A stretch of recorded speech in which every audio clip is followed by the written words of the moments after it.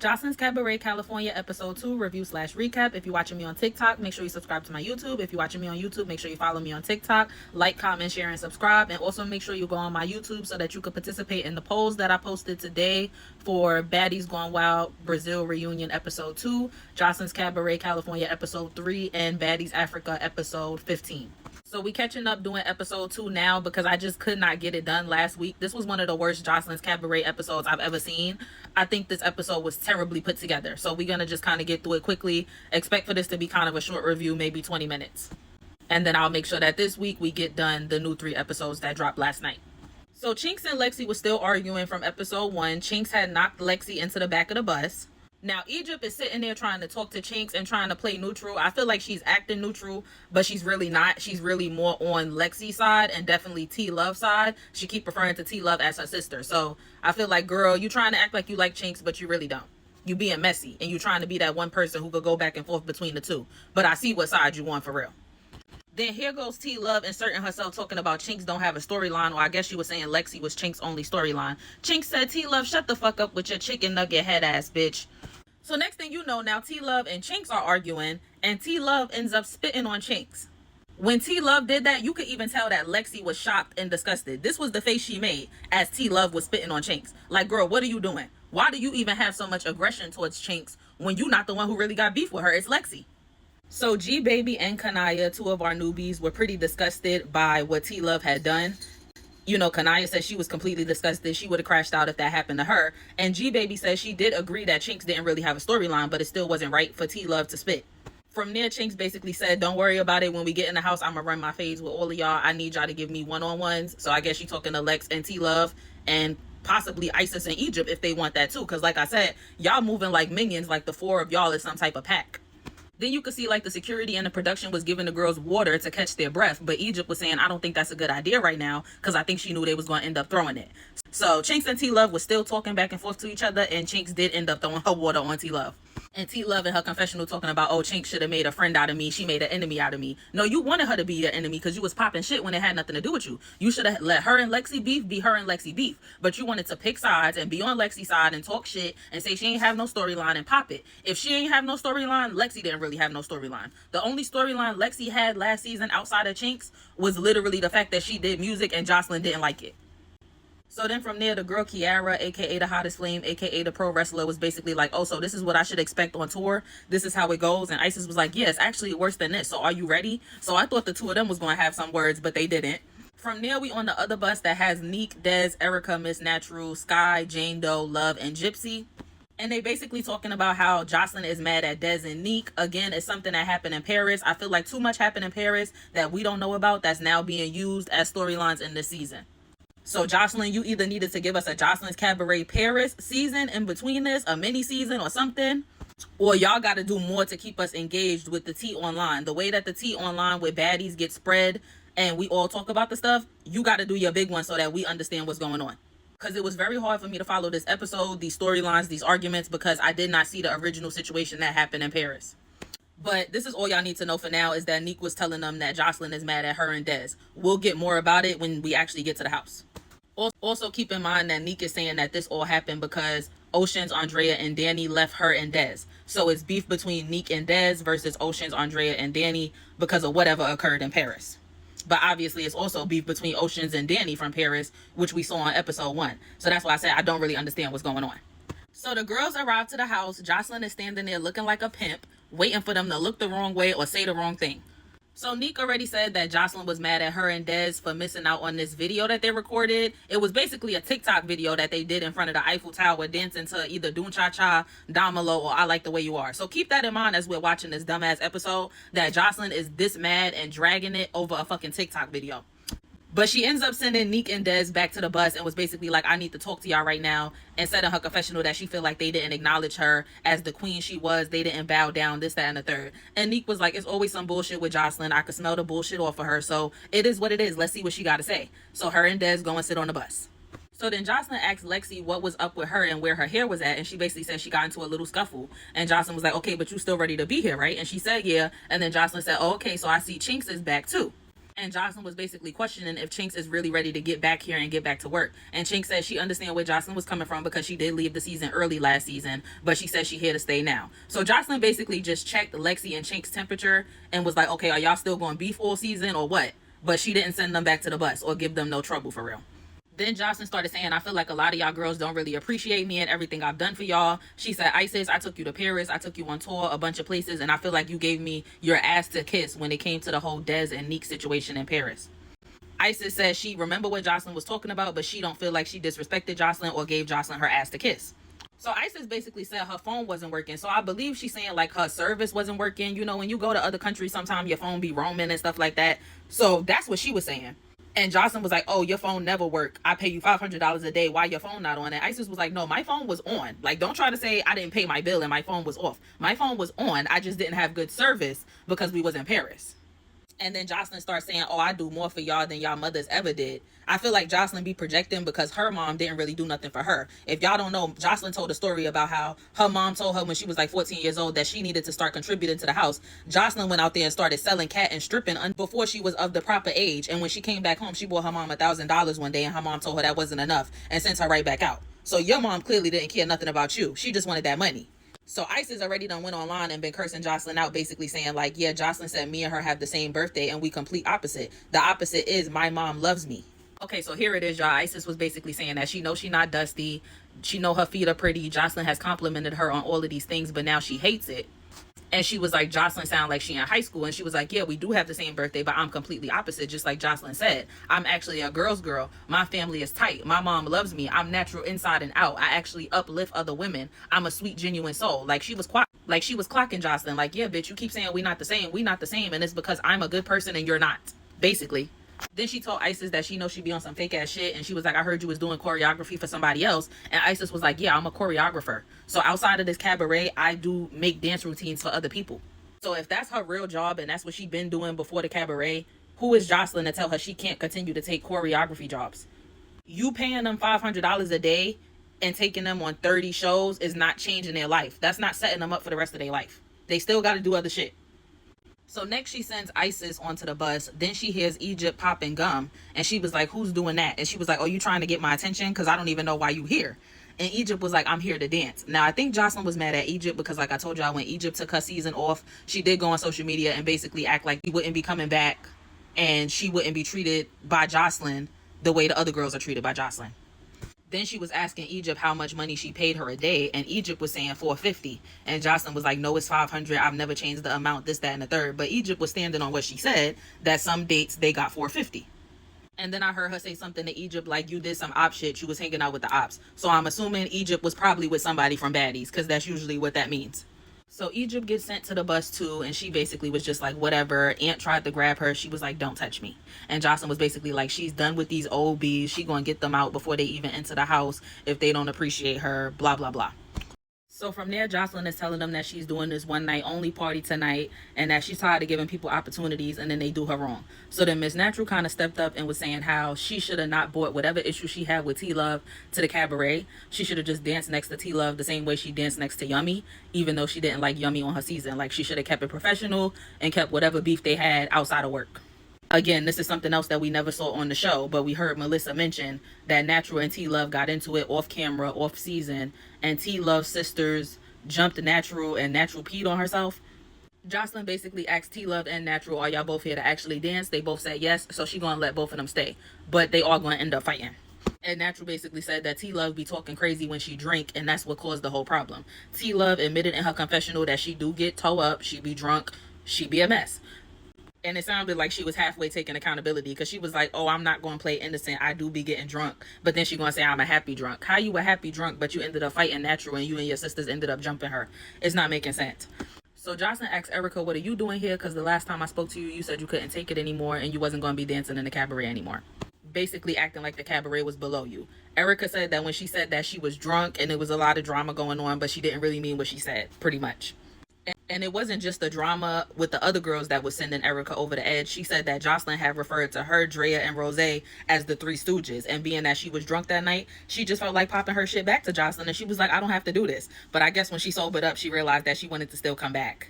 So yeah, Joseline a mess. She gonna say I sent Isis Egypt, Neek, and Dez back on the bus, aka the trailer home. And then she sends the rest of the girls into the house and tells them to go find their rooms. And obviously she let all of them know that Oceans, Dani, and Andrea was already in there. So we pretty much see all of the girls finding their rooms. It looked like a lot of the OGs had their own room, like Miss Natural had her own room. So Erica came in Natural room to talk to her. She was kind of stressed out about Neek, Dez, and Isis not knowing if they're going to make it into the house. Of course, she was mostly worried about Dez because that's her girlfriend.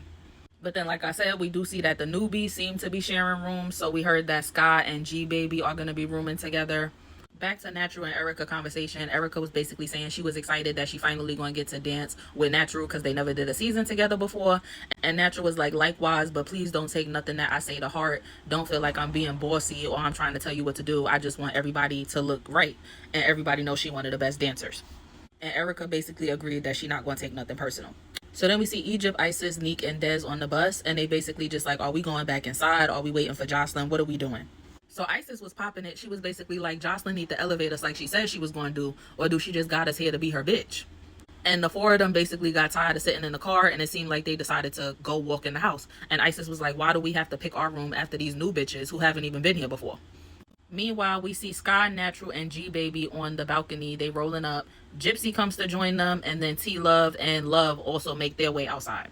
And Gypsy is once again bringing up what Love allegedly said as far as fuck the OGs. Love says she said fuck everybody. And she said that that's how everybody should feel when it comes to money and a competition.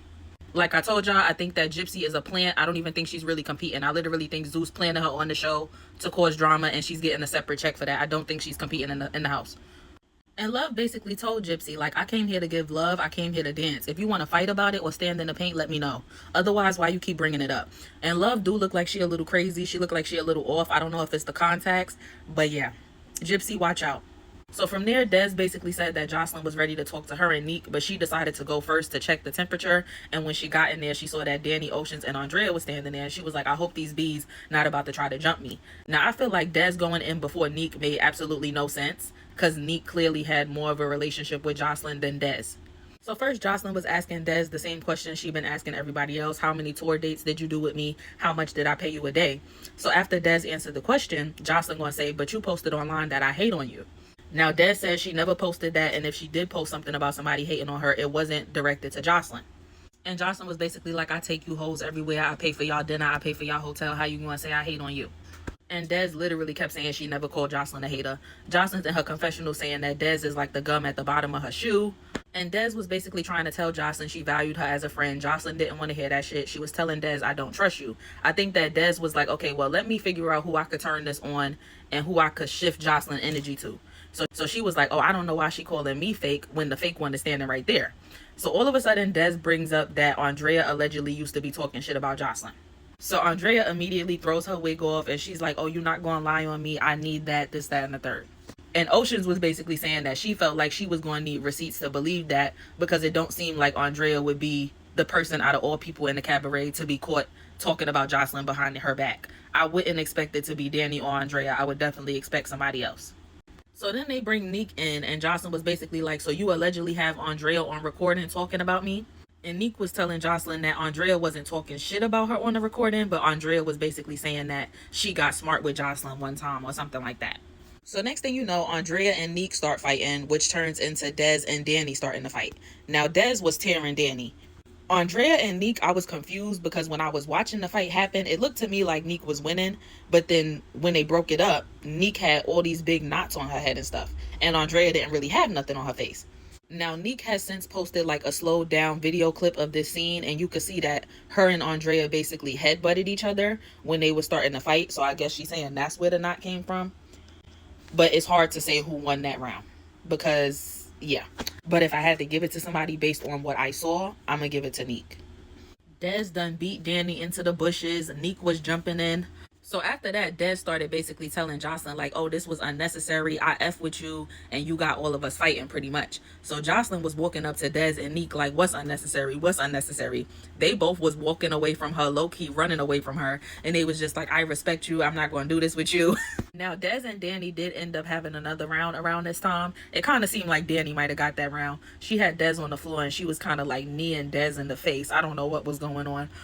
Then she had Dez in a headlock with her knees. So Dez is in the confessional talking about she fighting for her spot, she not going nowhere. But Joseline keep making it clear that she don't care about Dez, and Dez is really only here because she Neek friend.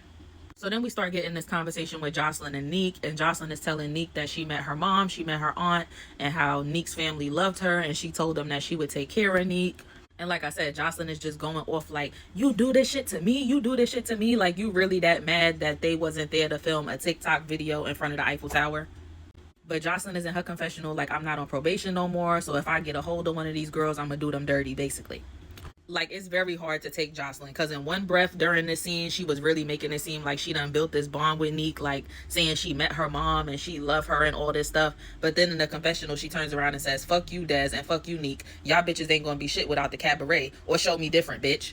Like, so Joseline is trying to talk to Neek and clearly have like a real conversation with Neek. And here comes Dani talking about, oh, I don't like when people disrespect the people I love. And she runs up on Neek. Like, Dani, you are so stupid. And this is why Joseline don't really like you. How you going to interrupt Joseline having a conversation with somebody else to pop on them? And Joseline clearly wasn't mad at Neek like that. Like, she was mad at her, but she wasn't mad at her like we've seen her mad at other people. You could see that it was some love and care in that conversation. But Joseline is just crazy. And Dani's so stupid because she ran up and snuck Neek, and Neek still whooped her. Then when they break up the fight, Dani's laying on the floor and she ends up just flipping into this backflip. And Neek was like, what, you high? Like, girl. So Joseline basically told Dani and them, go the other way, let me finish talking to Neek. And Neek told Joseline, I fuck with you, fuck them. Like, I'm not talking to Dani and Andrea no more, basically. And here go Joseline telling Neek, no, it's a sisterhood, y'all dance together in 50 cities, it can't be F them. So Joseline was like, I still haven't heard an apology from you, Neek. I still haven't heard an apology. So Neek was like, I'm sorry, Joseline. Then Joseline starts going back off about Dez, saying that she was a hater, and she's basically putting that on Neek. And Neek was like, that don't have nothing to do with me. That's what Dez said. And Joseline was like, well, have you ever felt any hatred from me to you? And Neek couldn't really answer the question because honestly, last season, it did come off at times like you hated Neek. And even what you just said in your confessional about her not being shit without the cabaret comes off crazy. But long story short, Neek was just like, listen, I don't know nothing about that. She said that, not me. So Joseline's crying. Neek goes in to try to give her a hug, and she's just like, stop doing that shit to me. Stop doing that shit to me. She's not really hugging Neek back, but she's breaking down into these tears. And Neek basically said in her confessional, Joseline's not an easy person to talk to. You know, she was crying, so I slowly walked into her to give her a hug, but the whole time I'm worried about if she gonna hit me. And she basically said, you know, she loved Joseline, but she just wished that Joseline knew how to talk to her without all the theatrics. Joseline was basically telling Neek that she should have called her and smoothed things over and let her know that she was apologetic and she was coming back and it would never happen again.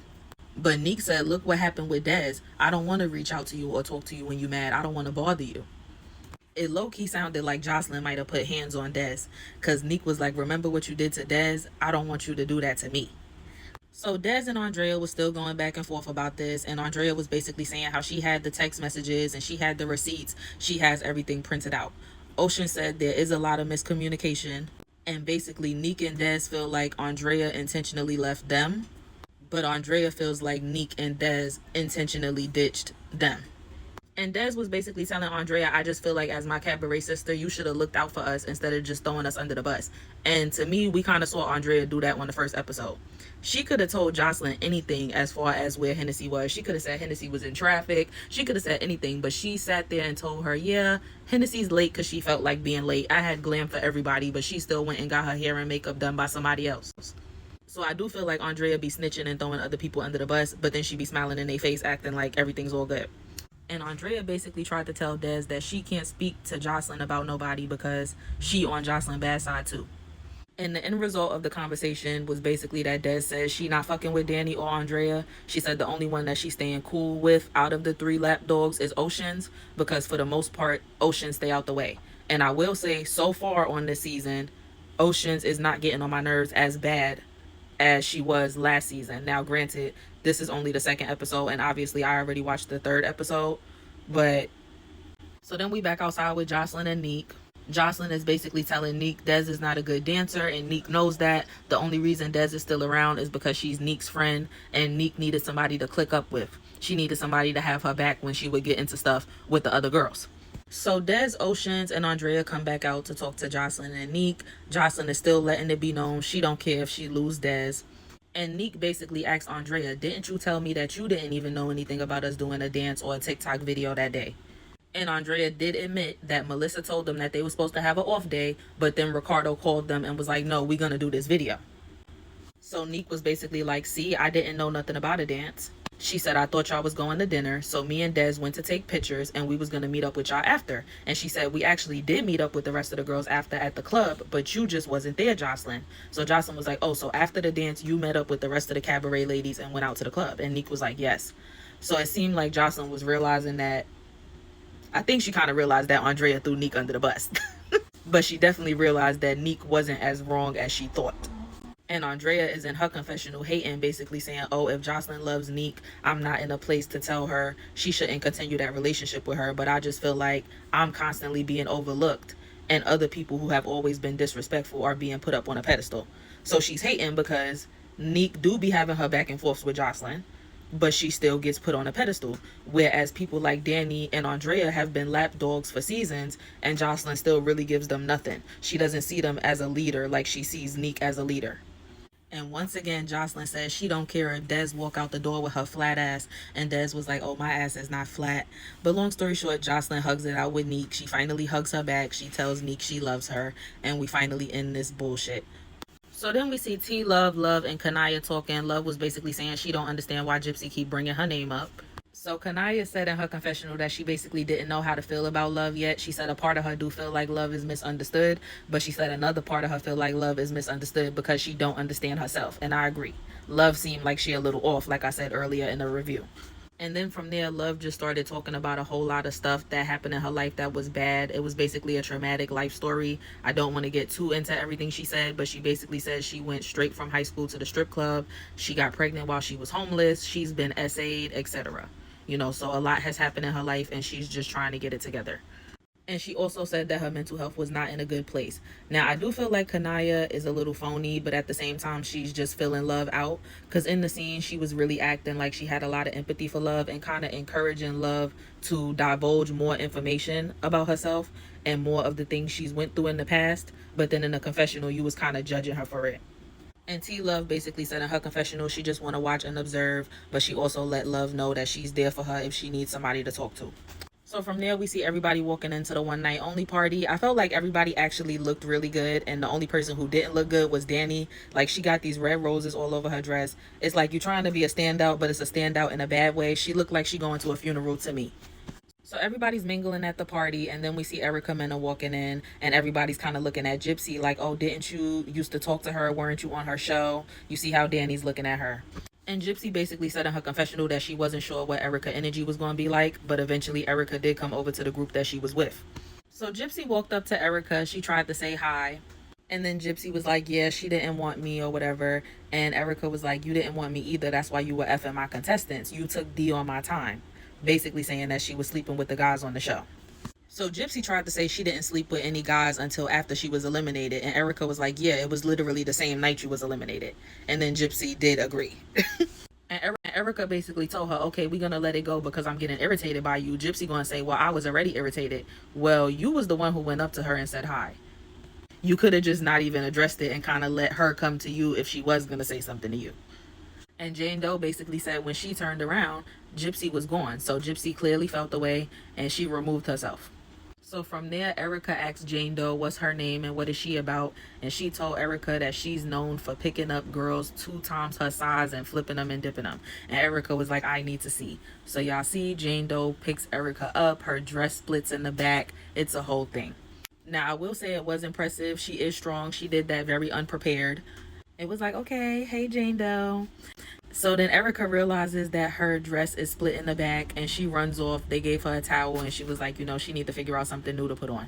From there, we see Egypt and Chinx talking on the side. Egypt is asking Chinx if she can move forward with Telove. Chinx said no because she attempted to spit on me, and she was like, I really don't understand where all the aggression is coming from because I don't even know Telove. My issue was with Lexi, so why she so mad?